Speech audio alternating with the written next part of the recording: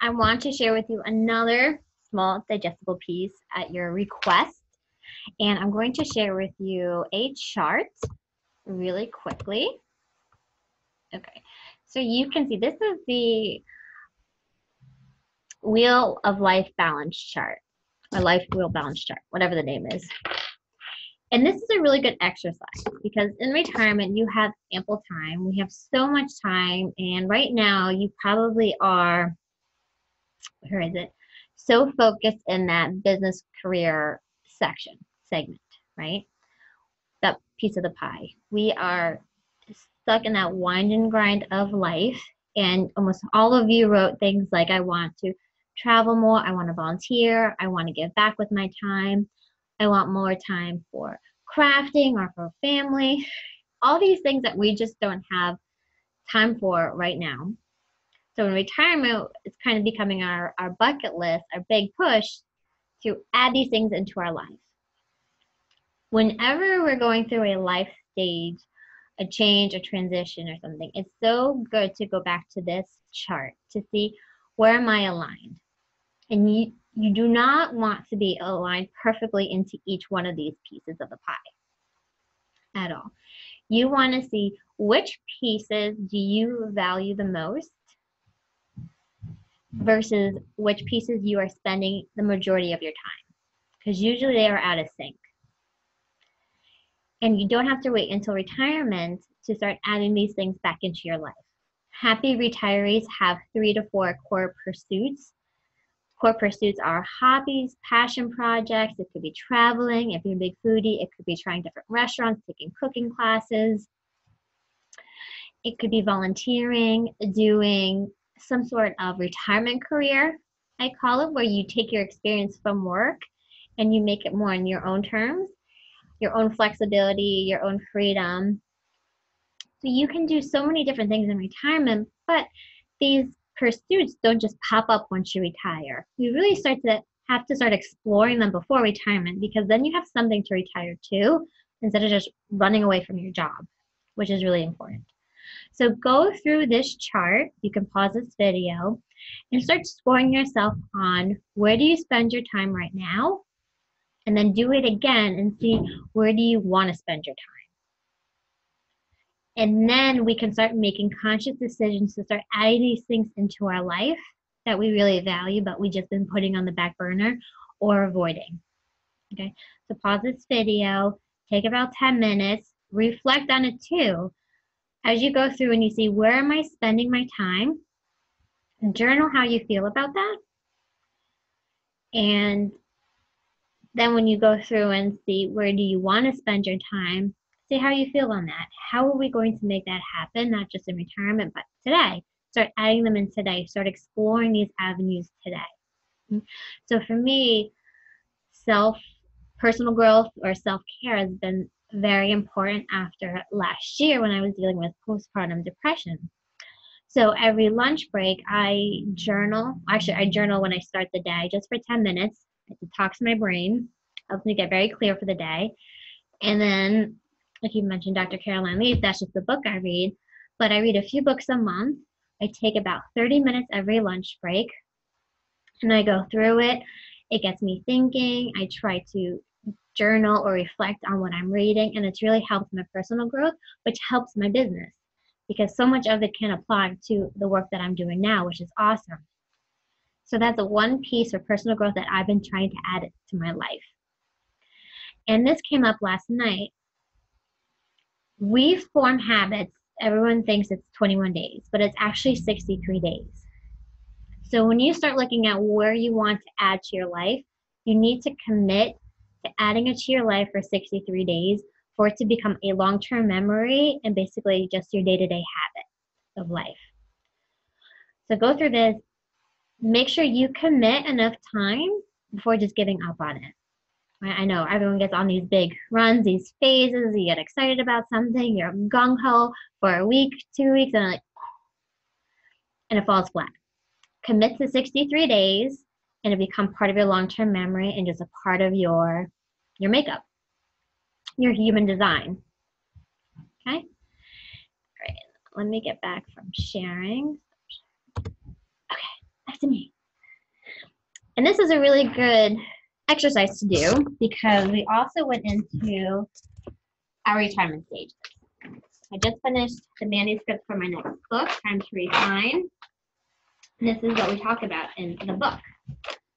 You can see it too. So we have 3 stages in retirement.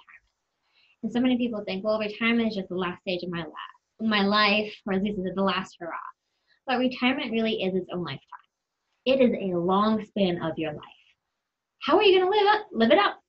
What are you going to do to make sure you do the most of it? So I break it down, and we're going to go through this with our healthcare too. We're going to chunk it down to each stage so you know what to expect, what to plan for each stage of retirement. And it could be for your retirement, your parents' retirement for the healthcare. That's really helpful too, to know what are you coming up to sooner than later. Okay? So the first stage is the honeymoon stage.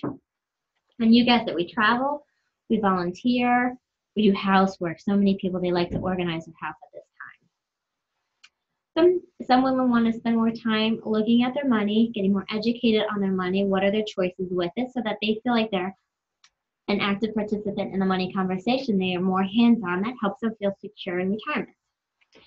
But the most thing is you have time. But with time, we also sometimes lose our purpose in life. So what is our purpose in life? Well, while you're working, you are very identified to your career or to being a mom or to being a wife. But you retire, you go to a networking event. You're not going to networking event when you're retired. But you go and you meet somebody, and the first thing they ask you is, what do you do? Oh, I'm retired. How do I identify myself to somebody that I'm just meeting for the first time? And more importantly, what's pulling you out of bed every day? You have ample time, which means you can get very good at procrastinating. You have an infinite amount of tomorrows. Just push off to tomorrow. And it's really important to know, what is your purpose? What's going to make you feel really good the next day? And as you think about the purpose, right? Your honeymoon, the time, start reflecting on, and this can go back to your journaling, when do you feel challenged in a positive way during work or just during your day-to-day life? When do you have that awesome feeling when you're riding a high, it feels great, I just made a big sale, or I just made a good connection, or I just nailed a speaking engagement, finished a project for my boss? What are those times that you feel challenged in a positive way? How can we recreate those times in retirement? And while you're working, how do we add more of those times to your life instead of the stuff that you dread doing, that you hate doing, you put on the back burner? So it works in retirement, but it can work now too. And to focus on those things that you feel challenged in a positive way. We always are talking about stress. No more stress, no more money stress. To stress your life, write every article, every book. Stress-free life, reduce stress life. I just wrote a book on that. But stress isn't actually bad. There is bad stress, and then there's good stress. Bad stress, yeah, we need to get rid of that stuff. But good stress is the stuff that gets us really excited, that gets us anxious in that positive way. It's what helps us become more resilient. It's what helps us persevere through bad times. So we need good stress in our life, especially in retirement. It keeps our adrenaline going. It gives us new energy. And that goes back to the purpose. So figuring out the good stress in your life, especially for retirement. Okay? Next, we went into the relaxation stage. We're starting to slow down a little bit. And it's not a bad thing. You're still traveling, but you're probably spending more time with family and friends, your close ones. It's more relationship focused. It's more self-care focused. Taking time out of your day just to read a book, waking up a little bit later, having coffee. Staying social is so important during the relaxation stage because, as I wrote down, we have health issues. This is where we see most of the fall. You need hip surgery, knee surgery, a herniated disc, stroke, those things. And those things take us out of our routine. And when we are out of our routine, we tend to start to feel alone. We isolate ourselves, and that's when depression hits. And then it's just a downward spiral after that. So how do we stay social and connected even if we do have to have surgery and we need to be housebound for a little bit? We had one client and she seemed a little off for a few months.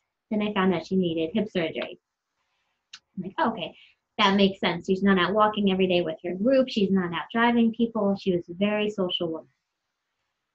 After her surgery, we got started to get very worried because she was not herself at all. She would call, she was angry, she was confused.